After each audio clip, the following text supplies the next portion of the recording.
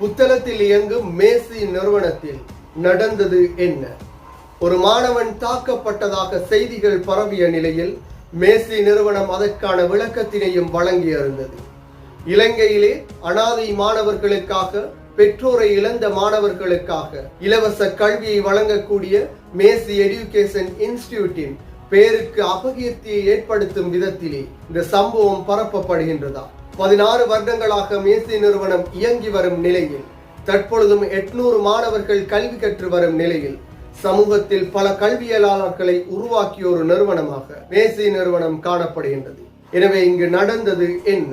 யாழையை சோகத்தில் ஏற்படுத்திய சம்பவமாக 30 வயதுகளையுடைய ஒரு இளைஞன் 1.5 கோடிகள் கிரிப்டோ கரன்சி மூலம் இழந்ததன் ஊடாக தன் உயிரையை மாய்த்து கொண்ட சம்பவம் ஒன்று பதிவாகியுள்ளது.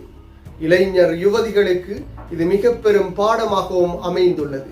வேகமாக பணத்தை சம்பாதிக்கின்றோம் என்ற பெயரிலே அதிக அளவில் பணத்தினை போடுவதன் ஊடாக ஏமாற்றம் அடையும் நிலைமைகளே ஏற்படுகின்றது. டொனால்ட் ட்ரம்பின் சட்டம் இறுதியில் இந்த இளைஞனின் உயிரிழப்பிற்கு காரணமாக மாறியுள்ளது.